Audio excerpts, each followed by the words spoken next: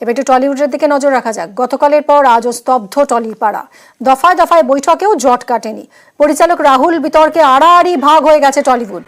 রাহুলের পাশে দাঁড়িয়ে কর্মবিরতি পরিচালকদের। দ্বিতীয় দিন টলিপাড়ায় বন্ধ সিনেমা, সিরিয়াল, ওটিটির শুটিং। একাধিক সিরিয়ালের রিপিট টেলিকাস্টের আশঙ্কা।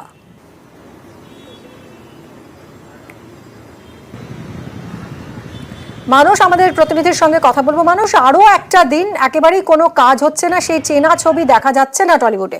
সমস্যার সমাধান তাহলে কোন পথে? একের পর এক বৈঠক তো হচ্ছে, কিছুই কোনো সিলভার রে দেখা যাচ্ছে না সমাধানের।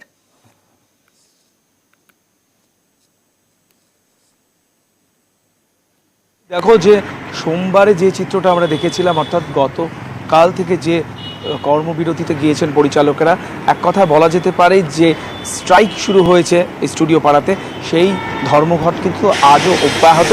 আমি টেকনিশিয়ান স্টুডিওর সামনে রয়েছি এবং সকাল থেকে আমি NT1, ভারতলক্ষ্মী, দাসানি সমস্ত স্টুডিওতে ঘুরেছি, কোথাও কিন্তু শুটিং হচ্ছে না এবং খাঁ করছে স্টুডিওগুলি। এবং তুমি যে কথা বললে যে সমাধান সূত্র কী করে বেরোবে, গতকাল দফায় দফায় বৈঠক হয়েছে ফেডারেশন এবং পরিচালকদের যে সংগঠন রয়েছে ডিরেক্টর্স গিল্ড, তাদের মধ্যে, কিন্তু কোনো সমাধান সূত্র বেরোয়নি এখনও পর্যন্ত। টলিপাড়ার শুটিং কিন্তু বলা যেতে পারে অথই জলে, কারণ পরিচালকরা কাল রাতে জানিয়ে দিয়েছেন যে তারা তাদের সিদ্ধান্তে অনড়, তারা ফ্লোরে আসবেন না।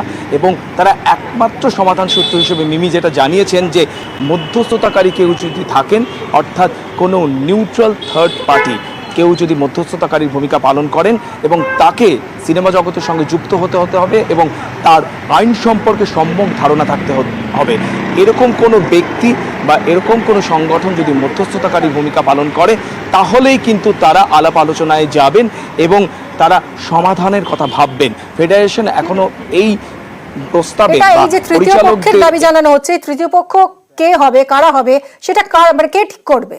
মিটিং বা বৈঠকের কথাও জানানো হয়নি।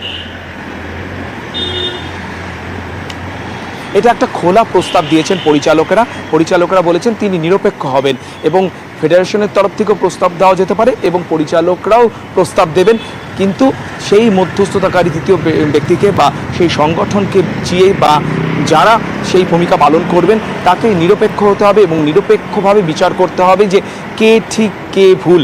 এবং যে সমস্ত আমরা জানি এখনও পর্যন্ত ফেডারেশনের বিধিনিষেধ রয়েছে বা যে সমস্ত তাদের ল অ্যান্ড অর্ডার্স রয়েছে, সেগুলো নিয়ে পুনর্বিবেচনারও আবেদন জানিয়েছেন পরিচালকরা। কারণ তারা বলেছেন যে নতুন পলিসি মেকিং এ জোর দিতে হবে। অর্থাৎ এবং যতদিন না কোনো সমাধান সূত্র বেরোচ্ছে, বিপুল আর্থিক ক্ষতির মুখে পড়তে হচ্ছে টালিগঞ্জ ফিল্ম ইন্ডাস্ট্রিকে।